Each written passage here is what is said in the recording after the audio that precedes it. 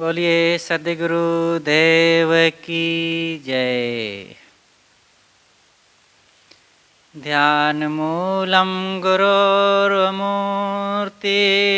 पूजा मूलम गुरुपदम मंत्रमूलं गुरोर्वाक्यं मोक्षमूलं गुरो कृपः। गुरोर्देवो गुरोर्धर्मो गुरोर्निष्ठा परं तपः। गुरु परतरं नास्ति नास्ति तत्त्वं गुरु परम।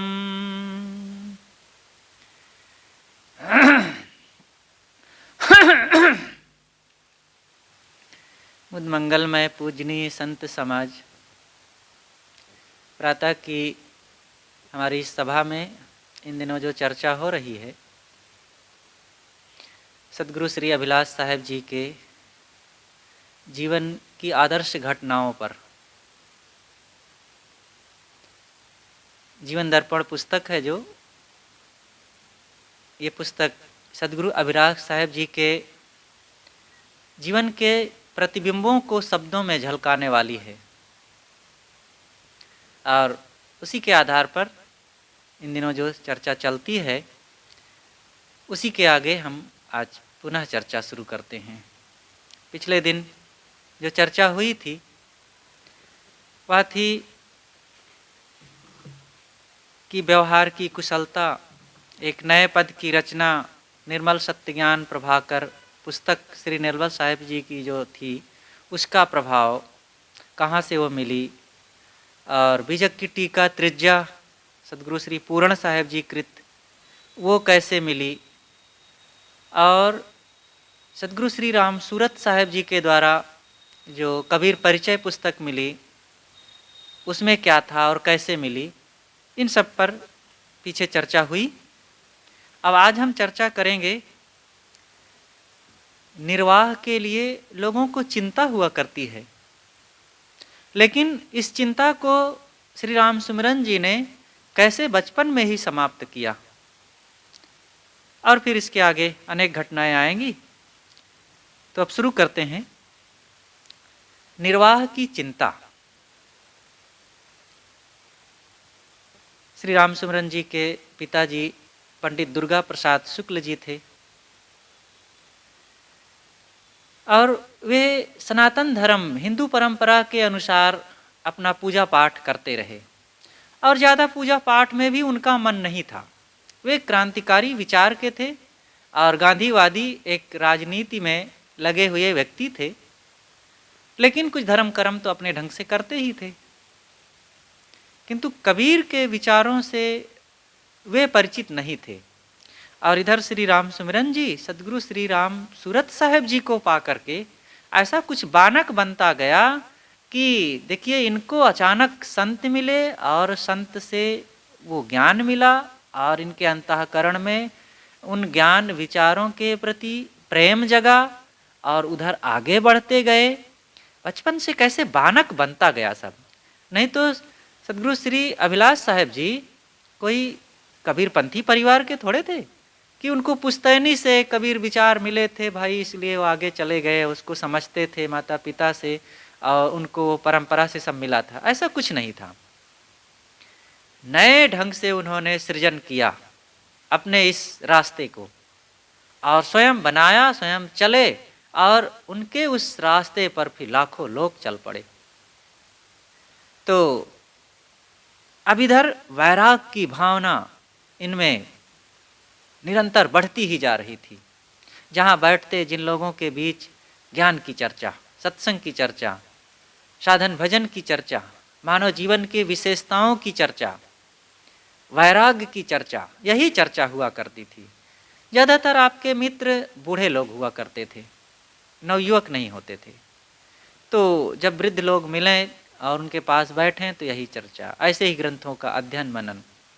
तो ये सब भाव को देख करके एक दिन आपके पिताजी पास में बैठे और कुछ बात होने लगी तो उन्होंने कहा कि अब कोई साधु हो जाए तो उनका अपना तो कोई होता नहीं, बेटा बेटी, भाई बंधु या नाती पोते, सगे संबंधी।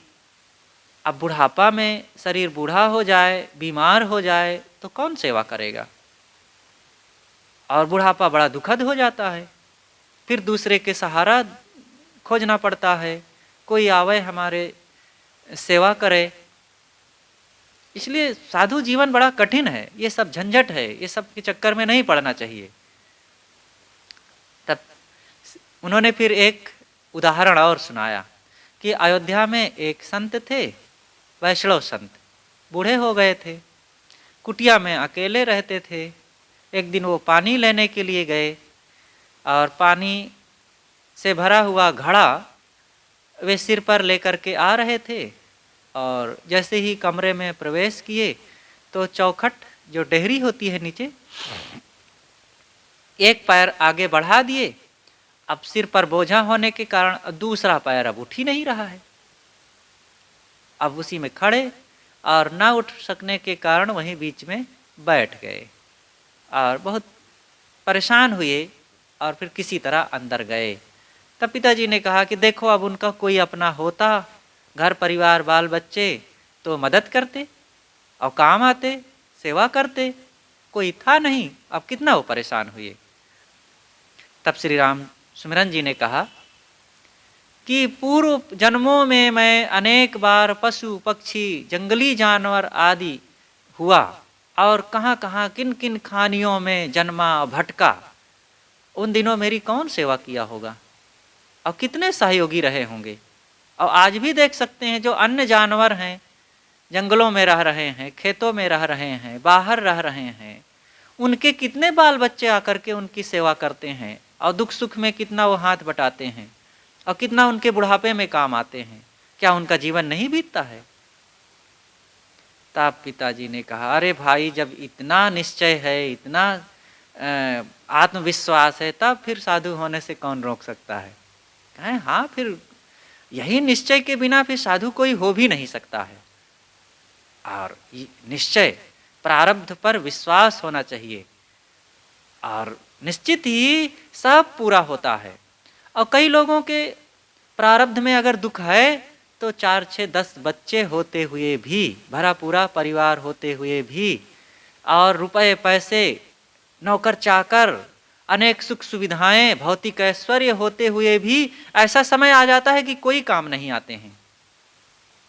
इसलिए इन बाहरी चीज़ों पर बहुत भरोसा करना और इन्हीं के भरोसे अपने कल्याणकारी को छोड़ देना, परमार्थ पथ में आगे ना बढ़ पाना, साधन भजन ना करना, ये बहुत बड़ी चूक हो जाएगी। और जो साधन भजन करता है उसके साथ ये सुविधाएं भी मिल जाती हैं, सेवा करने वाले आ जाते हैं। हम देखो, कल आपस में चर्चा कर रहे थे कि लोग कहते हैं कि ये तो त्यागी हैं, इनके तो कोई है नहीं। अरे संतों को देखो तो इन्हीं के बहुत ज़्यादा हैं। अगर ये सजग ना रहें, सावधान ना रहें, तो इतना नेमी प्रेमी कि 1 मिनट की फुर्सत ना मिले, एक दिन भी आश्रम में ना रुक सकें। बुलाने वाले, प्रेम करने वाले, सुख सुविधा देने वाले, मान सम्मान देने वाले, सुख दुख में काम आने वाले बहुत लोग हैं। और जो कहते हैं कि नहीं भाई, हम छोड़ देंगे तो हमारे बुढ़ापा में कौन काम आएगा और अकेले कैसे ज़िंदगी बीतेगी, और यही सोच करके घर में जो बैठे हैं उनसे जा कर के पूछो कितना उनकी सेवा हो रही है। बहुत ऐसे लोग हैं कि यही सोच करके वो घर में रह गए। अरे अधिकतम दुनिया रहती ही है और उनका बुढ़ापा कंटका कीर्ण हो जाता है, अकेलापन में बीतता है, रोते हुए अपने ही बाल बच्चों से दूर छोड़ दिए जाते हैं और बेचारे किसी तरह निराशा भरी जिंदगी जीते हैं। इसलिए साधक को ये कभी नहीं सोचना चाहिए कि बुढ़ापा कैसे कटेगा। कोई अपने हो तब सेवा होगी। हम कर्म करें, पुरुषार्थ करें और सेवा हो जाएगी। सेवा करने वालों की कमी नहीं है यहाँ। हम अपना भाग्य तैयार तो करें पहले। एक बार श्री राम सुमिरन जी जब पुनः आप बड़हरा कबीर आश्रम आए, ये शायद दूसरी या तीसरी बार की घटना होगी। तो ठंडी का समय था, यह कार्तिक अगहन का समय था, उसी समय भंडारा हुआ करता था। तो जब आए तो दंड प्रणाम हुआ गुरुजी से और फिर कुछ बातें हुई। उसके पश्चात फिर कुछ सेवा कार्य में लगे, भोजन आदि हुआ। अब भोजन के बाद फिर पाठ की घंटी बजी और दौड़ करके आप पहुंच गए वहाँ जहाँ पाठ होना था, बैठे। और गुरुजी की चौकी लगी थी और पैरा बिछा हुआ था सामने। अब आप चौकी के पास सामने बैठ गए। एक संत थे श्री पूरण साहब, बूढ़े थे, बुजुर्ग थे, बड़े विनम्र थे, बड़े प्यारे, बड़े अच्छे थे, लेकिन कभी कभी जैसा कि तैसा जोर से बोल देते थे। तो वो आए और देखे कि चौकी के पास, गुरुजी के पास ही ये बैठे हुए हैं, तो जोर से डांटे, हट गृहस्थ कहीं के, यहाँ बैठ गया है। अब भागे आप और जा करके पीछे पैरा पर बैठे।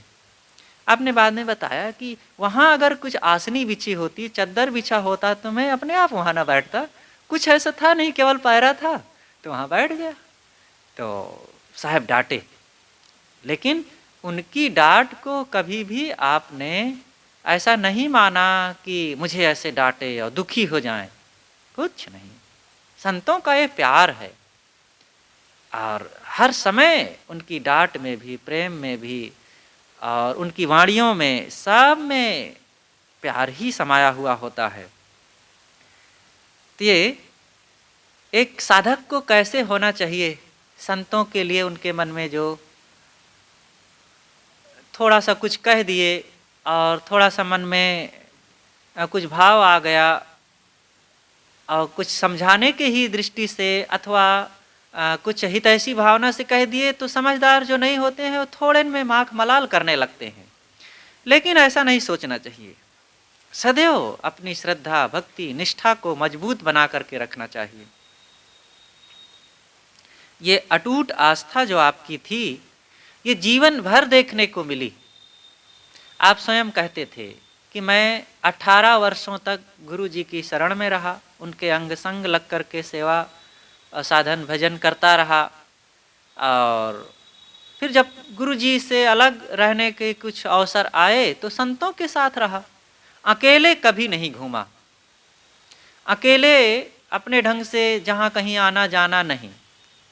जैसे एक नारी का जीवन होता है, जब वो घर में होती है नैहर में तो माता पिता के साथ रहती है, शादी हो जाती है ससुराल जाती है तो पति के साथ रहती है, और समय से बुढ़ापा आ जाता है तो अपने बच्चों के साथ रहती है। ऐसे ही साधु का जीवन आधारमय होता है। निराधार आधार ले जानी, सदगुरु कबीर ने जो कहा है कि निराधार स्थिति को आधार से ही लिया जा सकता है। जो स्वरूप स्थिति है वो निराधार स्थिति है, लेकिन उसको हम आधार में ही तो प्राप्त कर सकेंगे। संतों का आधार मिले, सत्संग का आधार मिले, रहनीवान बोधवान उन ज्ञानी भक्त सज्जनों का आधार मिले, इस आधार से ही और फिर हमारे जीवन में सद्गुण, सदाचार, ज्ञान, रहनी और अध्ययन, मनन, साधन, भजन, संगति, ये सबका आधार अगर छूट जाए तो फिर कैसे वो निराधार स्थिति मिलेगी। केवल जुबान से, ये हवा पछोड़ने से नहीं मिलती है वो दशा। तो गुरुदेव जी संतों के प्रति, गुरुजनों के प्रति सदैव आस्थावान रहे। हमने इलाहाबाद आश्रम में देखा इतने दिनों तक। एक बार एक बुजुर्ग संत आ गए, गुजरात से आए थे, फटे कपड़े थे, एकदम साधारण दिख रहे थे, लेकिन गुरुजी तुरंत उनको कहें कि राम बंडी लाओ उनके लिए, देखो उनके कपड़े फट रहे हैं। मैं कुछ एक्स्ट्रा सिल करके रखता था तो लाया, दिया, 2 बंडी दिया। कुछ खाने के लिए कुछ पैसे, वो जा रहे थे तो रास्ते के लिए कुछ खर्चा और खाने के लिए फल वगैरह, कुछ रोटी भी दिए। मतलब हर चीज़ की व्यवस्था करते थे, आए गए लोगों के लिए भी हर सुविधाओं का ख्याल रखते थे। तो राम सिमरन जी के बचपन में वैराग्य तो ये बढ़ता ही जा रहा था। संतों गुरुजनों के लिए आपके मन में जो अटूट आस्था थी वो निरंतर बढ़ती ही जा रही थी।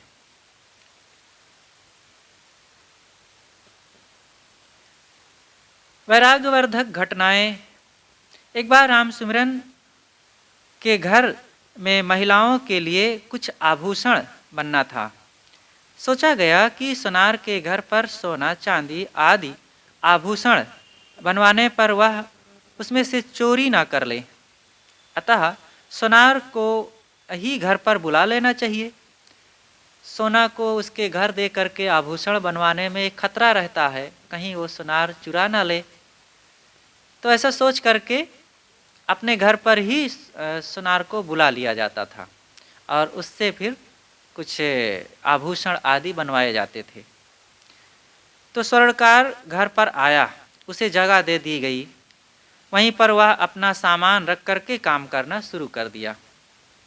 उसकी सारी क्रियाओं को किशोर राम सुमिरन पास में बैठ करके बहुत ध्यान से देखते कि ये स्वर्णकार सोनार कैसे सुहागा डाल करके, कैसे पीट पीट करके पत्ते बनाता है, कैसे अपने छोटे छोटे औजारों से धीरे धीरे उसमें नक्काशियाँ काटता है और बड़ी मेहनत के बाद आभूषण तैयार करता है।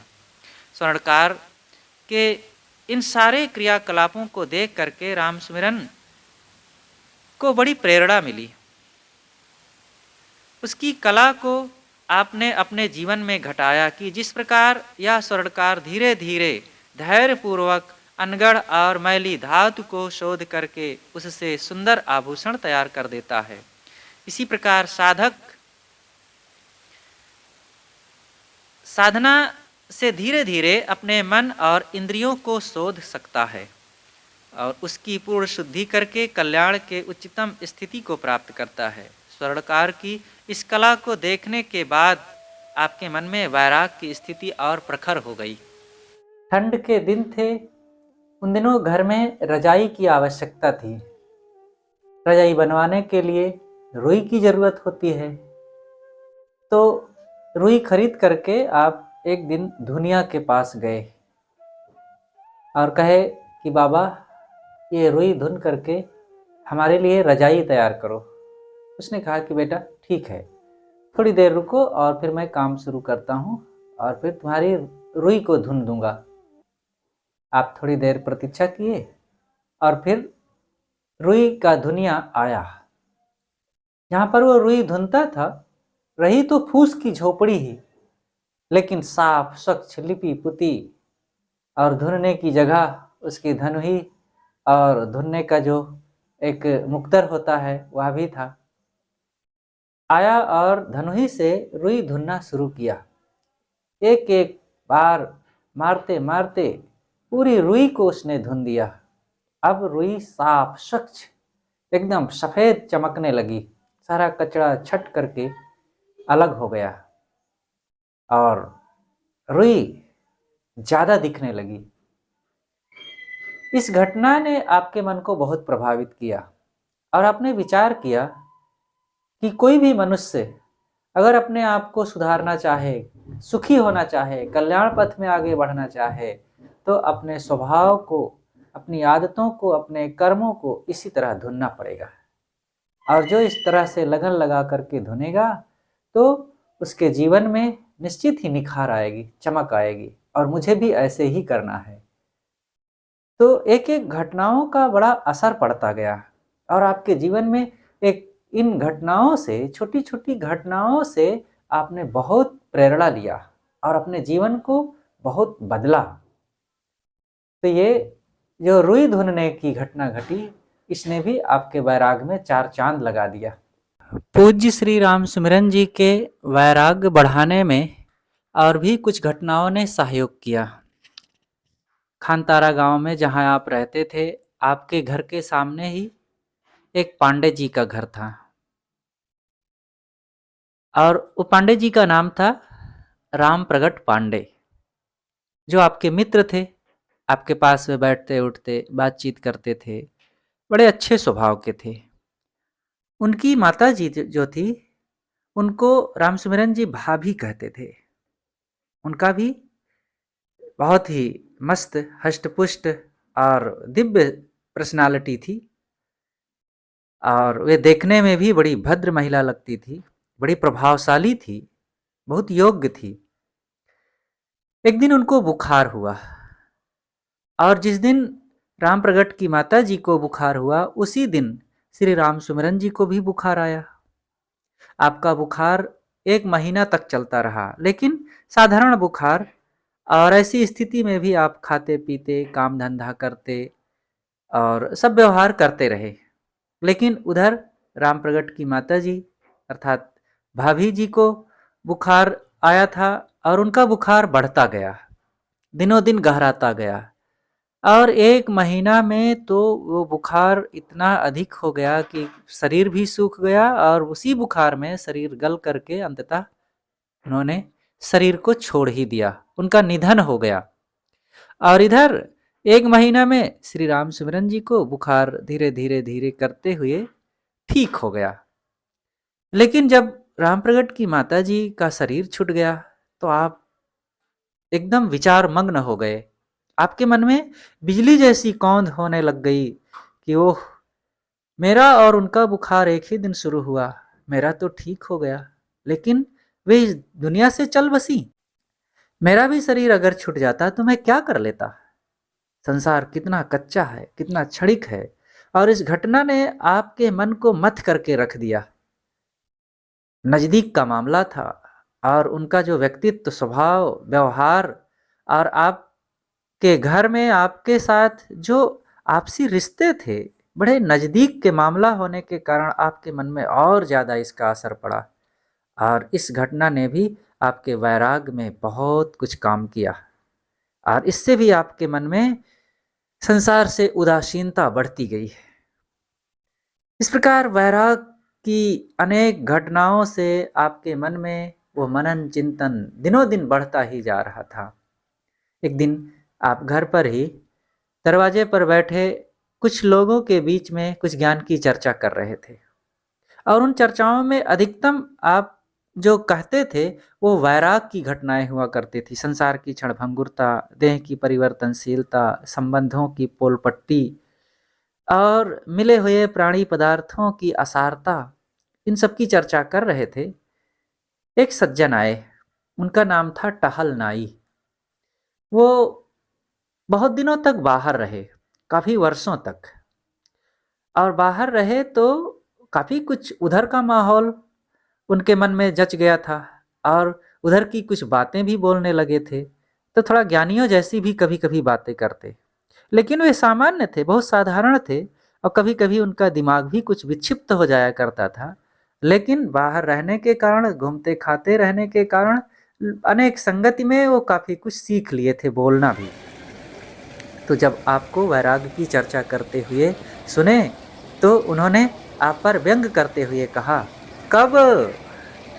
अरे बहुत वैराग्य तो कह रहे हो, तो कब घर छोड़ोगे, कब वैराग करोगे, कब संतों के पास जाओगे?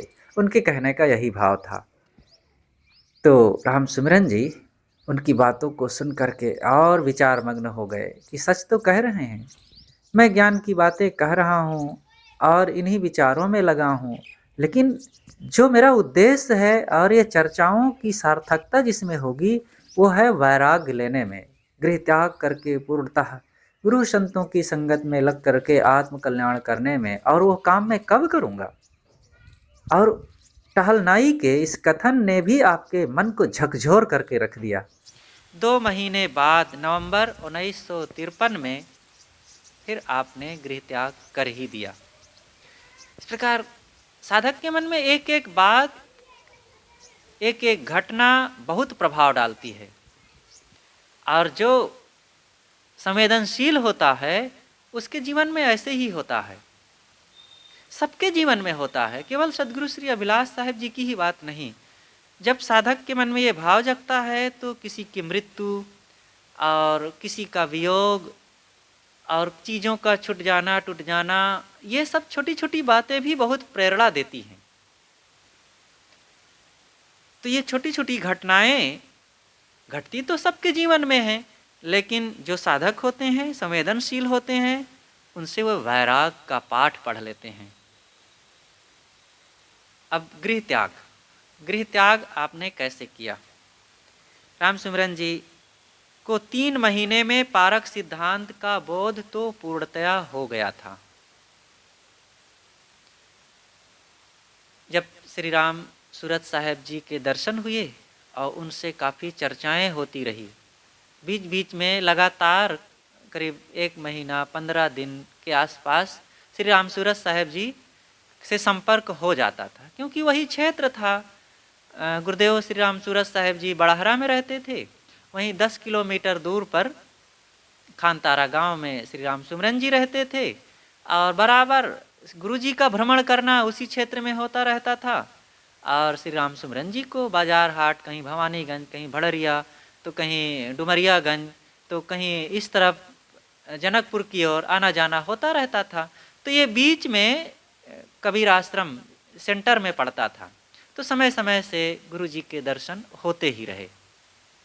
अब दर्शन चाहे जितना संयोग हो, सरल हो, लेकिन अगर आपके मन में वो प्रेम, उत्साह और भक्ति भावना न होती, वैराग के बीज न होते, तो निकट होना भी कोई महत्व नहीं रखता है। तो इस प्रकार 3 महीने के मंथन से, 3 महीने के सत्संग चर्चा और गुरुजी से वार्ताएं करने के बाद आपको पूरी तरह से समझ में आ गया कि अगर निर्णय है, सच है कुछ, तो यही सच है। क्योंकि आपके मन में शुरू में तो ये बहुत थोड़ा सा ठेस लगती थी कि जब एक सज्जन, पीछे चर्चा आई थी ना कि एक सज्जन ने आकर के कहा कि भवानीगंज की कुटिया में संत आए हुए हैं, वे रामकृष्ण आदि को अवतार नहीं मानते हैं, वे ईश्वर नहीं मानते हैं, वो ब्राह्मणों का बनाया भोजन नहीं करते हैं, वे अपने हाथ से बना करके खाते हैं, और वे और भी तमाम कर्मकांड, गंगा यमुना तीर्थ मूर्त आदि नहीं मानते हैं। तब आपको आश्चर्य लगा था, अच्छा ऐसे हैं वे। लेकिन जब आप वहाँ गए और देखे कि श्री मोटे साहेब जी, बड़े भंडारी साहब भोजन बना रहे थे, देखे कि छान करके पानी से भोजन बना रहे हैं, साफ बर्तन, साफ हाथ से, साफ रसोई में अपने से सब व्यवस्थित कर रहे हैं, साग सब्जी अमनिया करके, तो देख करके ही आपका समाधान हो गया था कि इनके जैसा ब्राह्मण क्या भोजन बना सकता है, और फिर संत अपने आप बड़े होते हैं, ये उनका बनाया क्यों खाएं।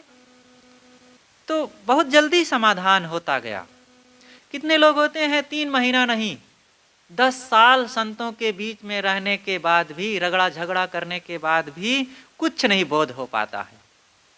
और जो समझना चाहते हैं, थोड़े दिन के सत्संग से सब ग्रहण कर लेते हैं वो काम की चीजें। तो इसी प्रकार जब टहलनाई ने आपके ऊपर व्यंग किया, आप ज्ञान की चर्चा कर रहे थे और वो आए इतने में, तो उन्होंने कहा कब, अरे बहुत ज्ञान तो कह रहे हो, तो कब बैराग करोगे, कब घर छोड़ोगे। तब आप बोल तो ना सके उसके सामने, लेकिन उनकी यह बात आपको झकझोर दी अंदर से, और थोड़े ही दिनों में आप अब गृह त्याग की तैयारी किए। इस घटना के 2 महीने बाद ही नवंबर महीने में 12 तारीख को तैयार होकर के आप चलने लगे। उस समय आपने घर वालों को नहीं बताया कि मैं आश्रम जा रहा हूँ साधु बनने के लिए, साधु जीवन जीने के लिए। आपने यही कहा कि जा रहा हूँ बड़हरा कुटी, वहाँ भंडारा करके अपने कुछ संबंधियों में जाऊँगा, और संबंधियों में कुछ समय रहने के बाद, कुछ दिन रहने के बाद फिर चला जाऊँगा अयोध्या, और फिर समय से आ जाऊँगा।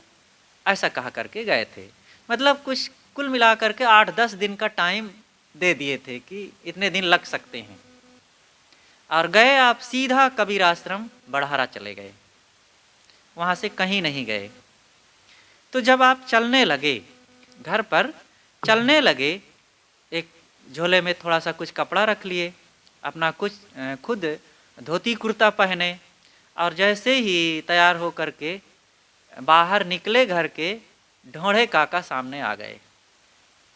ढोंढे काका एक तेली थे और सर पर तेल से भरा हुआ घड़ा लिए तेल बेचने के लिए उधर से वो निकल पड़े। राम सिमरन जी को देखे कि कहीं ये सज धज करके तैयार होकर के जा रहे हैं और देखते ही वे बेचारे सूख गए। क्योंकि लोक मान्यता यह है, समाज में बहुत अंधविश्वास ये फैला हुआ है कि तेली को देख लेने से अशुभ होता है, और कहीं तेल लिए हुए तेली आ जाए तब तो और लोगों की आंती सरक जाती है। तो वे बेचारे एकदम घबरा गए। उन्होंने कहा कि बच्चा, हम नहीं जानते थे कि आप कहीं जा रहे हैं, हम सामने आ गए। तो रामसिमरन जी ने कहा कि काका, आप ऐसा न सोचें, मैं ये सबको अंधविश्वास मानता हूँ। सभी मनुष्य समान होते हैं, कोई छोटा नहीं कोई बड़ा नहीं, और कोई अशुभ नहीं होता। सब मनुष्य केवल मनुष्य हैं बस। इसलिए आप बिल्कुल चिंता ना करें कि आपके आ जाने से मेरे लिए कुछ अशुभ हो जाएगा। मेरे लिए कुछ अशुभ है तो मेरे कर्म हैं। अगर मेरे जीवन में कुछ खोटे कर्म हैं तो वो अशुभ हैं, और वो मुझे मिटाना जरूरी है, और वो मेरे ही मिटाने से मिटेंगे। आप मिले और ये मैं अपना सौभाग्य समझता हूँ। इस प्रकार जब आपने उनको आश्वासन दिया, सांत्वना के कुछ शब्द कहे, तो वो भी प्रसन्न हुए और आप फिर आगे चल दिए। और देखिए, जो लोग कहते हैं कि किसी तेली को देख करके कुछ काम शुरू करने से अशुभ होता है, सदगुरु श्री अभिलाष साहिब जी का वो जीवन की ज्वलंत घटना है कि उन्होंने तो तेली को देख करके ही वैराग पथ को अपनाया, और उनका जीवन सफल है कि नहीं।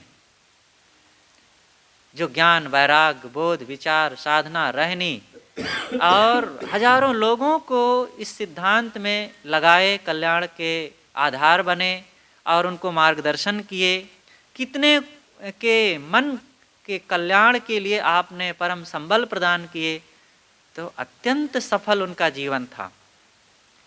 इस प्रकार से इन सारी बातों को भी मन से निकाल देना चाहिए, और हमें इन घटनाओं से सीखना चाहिए कि सदगुरु श्री अभिलाष साहिब जी ने एक तेली को देख करके ही साधना जीवन शुरुआत किया और महान सफल हुए। तो उन्होंने ढोड़े काका से कहा कि साधु होना चाहिए पक्का होई के खेल, कच्चा सरसों पेर के खरी भया ना तेल।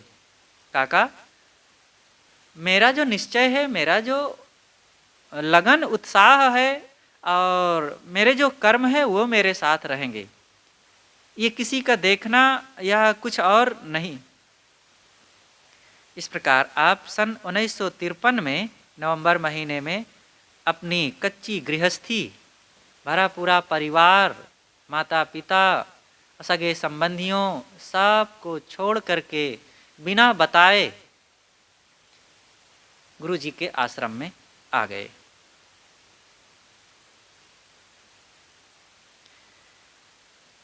और यहीं पर ये प्रसंग तो यहाँ पर समाप्त होता है, लेकिन एक घटना यहाँ पर और है जो पीछे होना चाहिए था, किंतु उसका जिक्र यहीं पर हो रहा है। आगरे का लड्डू, और इससे भी आपको बड़ी प्रेरणा मिली थी। बाद में समय से गुरुदेव जी इसकी चर्चा किया करते थे।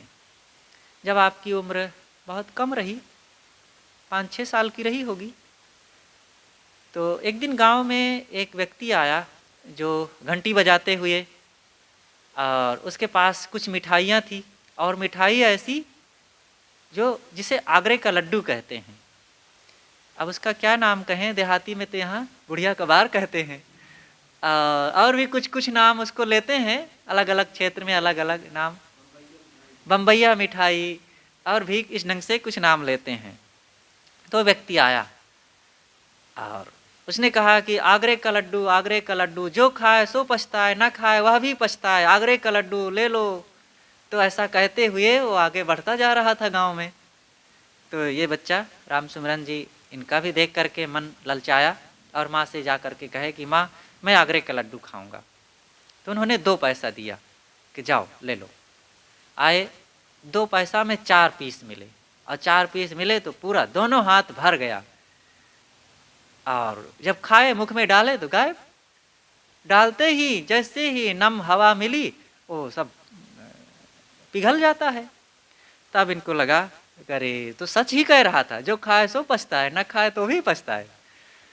तो खाए तो भी पछताना पड़ा, लगा कि बड़ा स्वाद आएगा, बड़ा आनंद आएगा, पेट भर जाएगा, इतना कैसे खा पाऊंगा, पूरा दोनों हाथ भर गया है। और मुख में डालते ही गायब। तो जो खाए वो पछताए, और ना खाते ना लेते तो लगता है कि क्या बताएं, मिठाई आई थी बहुत सस्ती थी, खा लेते तो कितना आनंद आता। तो ना खाने वाला भी पछताता है। ये संसार ऐसे ही है। संसार के भोग, प्राणी पदार्थ, गहमा गहमी संबंधित जो वस्तुएं हैं, ये सब जिनको मिल जाती हैं वे भी पछताते हैं, वे भी दुखी होते हैं। इतना नहीं मिला, ऐसे नहीं मिला, और इस तरीके से नहीं मिला, छूट क्यों गया। और जिनको नहीं मिला है वे बेचारे पछताते हैं कि हाय हमारे तो कर्म फूटे हैं, हमारी तो तकदीर ही खराब है, हमें ये नहीं मिला, हमें वो नहीं मिला, दुनिया में भगवान हमें ही अकिंचन बना करके भेजा है। वो भी पछताता है। जिसके पास समझदारी है, बोध विचार है, ज्ञान है, जीने का ढंग है, उसको पछताने की ज़रूरत नहीं पड़ती है। वो सावधानी से जीवन को जीता है और सजग रहता है, उसको कोई पछतावा की ज़रूरत नहीं होती है। तो ये पूर्व आश्रम की जो घटनाएं थी यहीं पर आज समाप्त होती हैं। और जब तक जन्मस्थान में खानतारा में आपका जीवन था, आप किस ढंग से उत्साह से, बड़ी कर्मठता से रहे। अनेक घटनाएं रहीं, कुछ घटनाएं छूट गई हैं, उनका भी जिक्र होना चाहिए जो पुस्तक में नहीं छपी हुई हैं। लेकिन अब वो नहीं छपी तो मैं एक घटना का जिक्र कर देता हूँ, और जो बड़ी ही रोचक है, बड़ी प्रेरणाप्रद है। श्री राम सिमरन जी कितने दयालु थे, लोगों के लिए कितना दया भाव प्रेम से उनका दिल भरा रहता था। ये घटना से वो संदेश मिलता है। एक व्यक्ति आया और पंडित दुर्गा प्रसाद शुक्ल से कुछ बातें होने लगी, और बातों बातों में कुछ गर्मा गर्मी होने लग गई। और वो सामान्य व्यक्ति था, वो समझदार उतना नहीं था, और बातों में आकर के उनसे टकरा गया। और ये प्रतिष्ठित व्यक्ति, डरने वाले तो थे नहीं, और जैसे सामने आई बात उसको डपट दिए जोर से। लेकिन वह भी कुछ ऐसे अपशब्द बोल दिया। अब बोल दिया तो अब वो सह नहीं पाए पंडित दुर्गा प्रसाद जी, तो दौड़े घर की ओर लाठी के लिए। और रामसिमरन जी खाट पर बैठे कुछ खा रहे थे, बैठे शायद कुछ भूना चबा रहे थे, चबैना चबा रहे थे। कहाँ यहाँ बैठे तुम खा रहे हो, फलाने मुझे ऐसी बात कहा करके चला गया है, उठाओ लाठी। तो ऐसे जोर से कहे और दौड़े लाठी के लिए। और रामसिमरन जी भी, अब पिताजी की आज्ञा थी, कैसे वो बैठे रहते, क्योंकि कोई पिताजी को ऐसे बोल करके चला जाए और ये कैसे बैठे रहे, और पिताजी भी कैसे सह सकते थे कि लड़का मेरा बैठे रहे। तो ये भी उठाए लाठी, दौड़े उधर। तो पिताजी से कहे कि पिताजी मैं इधर से उसको घेरता हूँ, आप उधर से जाइए। और वो व्यक्ति गन्ना के खेत में घुस गया था, और ये भी गन्ना के खेत में घुस गए, और जा गए और जा करके उसको चुपके से कह दिए कि तुम इधर से चुपचाप निकल जाओ। और उस व्यक्ति से जा करके मिल करके गन्ना के खेत में कह दिए कि तुम इधर से चुपचाप निकल जाओ, और उसको रास्ता छोड़ दिए, वो चला गया। और जब चला गया तो पिताजी से कहते हैं पिताजी आइए इधर, मैं घेर करके रखा हूँ, पता लगाइए। अब वो निकल गया। अब दोनों अपना खोज रहे हैं, फिर नहीं मिला तो कहें कि चले पता नहीं किधर निकल गया, और चले आए। ये घटना एक है जो इसमें नहीं छापी गई है, लेकिन ये बड़ी महत्वपूर्ण घटना रही। ये उनकी दयालुता, शील भाव, कि अभी बेचारा व्यर्थ में पिट जाता और उसके घर के लोग भी परेशान होते, और पता नहीं थाना पुलिस भी हो सकता था, लेकिन उसकी कैसे इन्होंने रक्षा किया। तो ये एक बड़ी महत्वपूर्ण घटना रही। हाँ, तो पिताजी भी खुश हो गए, उसकी जान भी बच गई, और इनका काम भी हो गया, आज्ञा का पालन भी हो गया। तो ये बहुत महत्वपूर्ण घटना रही। तो अभी प्रसंगवश याद आ गई। तो ये भी पूर्व आश्रम की घटना है। ऐसे और कई कुछ घटनाएं रहीं, लेकिन वो यहाँ पर वो नहीं दिया जा सका है।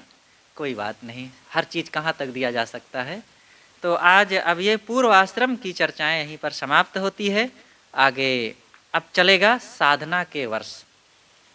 आपने गुरु आश्रम में जाकर के किस तरीके से साधना किया, और गुरुजनों संतों के बीच में रह करके कैसे आपने त्याग, तप, सेवा, साधना और अंतर्मुखता, मन इंद्रियों का संयम, गुरु भक्ति का आश्रय लिया और अपने जीवन को एक ऊंचाई पर किस तरीके से धीरे धीरे बढ़ाया, वो सारा धीरे धीरे आएगा विषय।